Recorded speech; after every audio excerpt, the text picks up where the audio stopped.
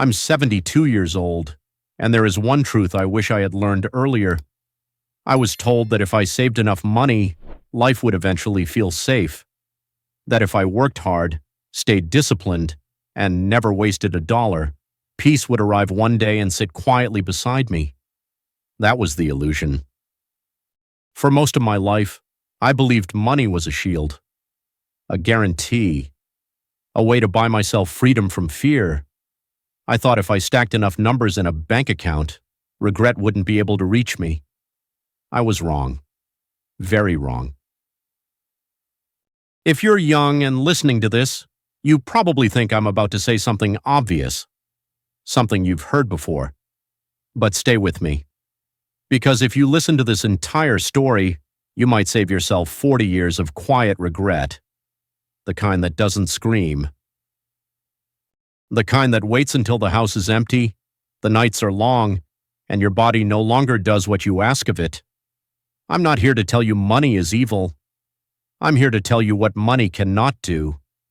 And I learned that lesson far too late. But that wasn't the worst part. The worst part came later, when I finally stopped and looked back. For a long time, my life looked correct. On paper, everything made sense. I woke up early. Same alarm. Same sound. Same routine. Coffee brewed while the sun was still unsure whether it wanted to rise.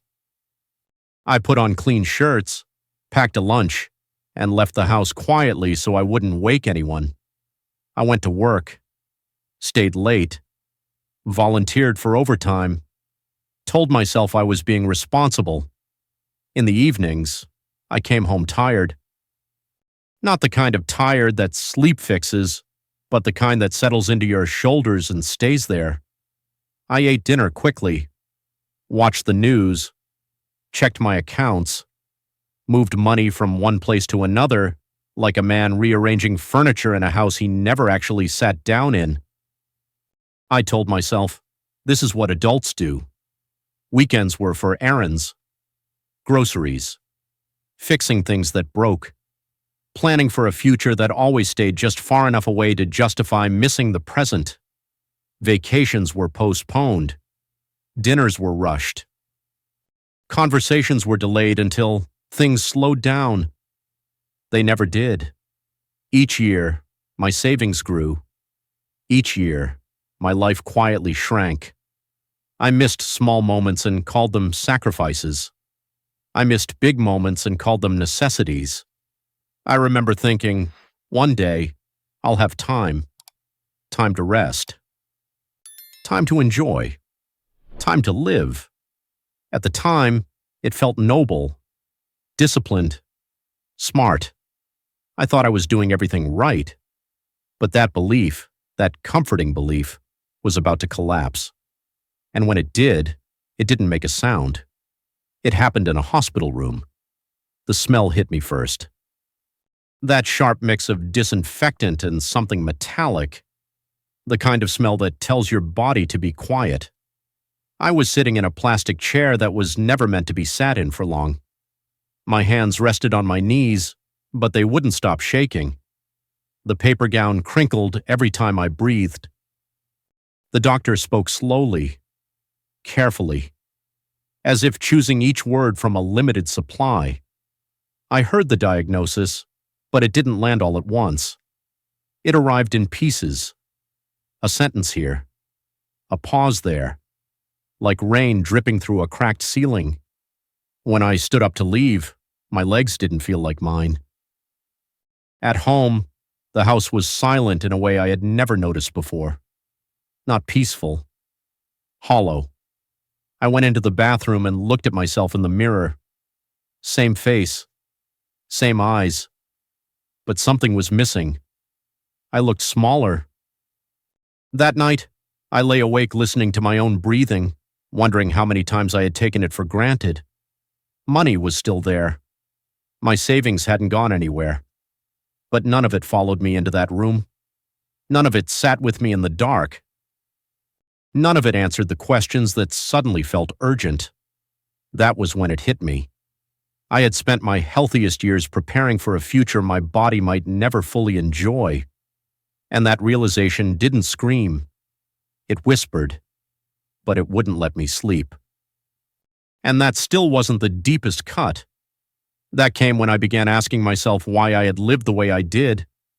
I used to believe success was like climbing a ladder. Each rung was a raise, a promotion, a larger savings account. So I kept climbing, head down, hands tight, never looking sideways. What I didn't realize was that the ladder was leaning against the wrong wall. I ran hard on what felt like a wheel. Work, save, worry, repeat. Like a hamster chasing a future that never arrived. I told myself, just a little more. Just one more year. Just one more goal. But the goalposts kept moving. Money, I learned, is excellent at solving practical problems. It is useless at solving existential ones. It can buy comfort. It cannot buy meaning. It can delay discomfort. It cannot delay time. I thought loneliness was something poor people felt. I was wrong. Loneliness doesn't check your bank balance. It shows up when you've postponed too many connections. I thought security came from numbers on a screen. But real security comes from knowing who will sit beside you when those numbers stop mattering. The cruel irony is this. While I was saving for someday, life was charging interest on the moments I ignored. I climbed higher, only to realize the view was emptier than I expected. Success, as I defined it, was a moving goal, and I was exhausted from chasing it. That was the illusion. And once it cracked, I started noticing things I had ignored for decades. That's when the regrets began to surface. Not all at once. One memory at a time. I regret the train I didn't take at 5 p.m. because I stayed late to finish a report that no one remembers now. I regret the color of my wife's dress that day, blue, slightly faded, because I was distracted and didn't tell her she looked beautiful. I regret saying, next weekend, too many times until weekend stopped meaning anything. I regret the birthday candles I watched through a phone screen because work felt more urgent. I regret the evenings I sat in silence, thinking rest was laziness and joy was optional. I regret believing I would recognize enough when I reached it. I remember a specific morning. The light came through the kitchen window just right. I could have sat down. I could have stayed. I didn't. I remember telling myself I was doing it for the future. That future arrived, without the version of me that could enjoy it. None of these regrets are dramatic. That's what makes them dangerous. They're small, ordinary, easy to justify, and they add up. Not in your bank account, in your chest. But there is something else I need to tell you, because this story does not end in despair. It changes quietly. Today, my life is smaller, and it feels fuller. I wake up slower. I sit longer. I notice things. I drink my coffee while it's still warm. I don't chase every dollar anymore. I respect it, but I don't worship it. I spend time where time can still be felt. I learned, too late, that money is a tool, not a destination.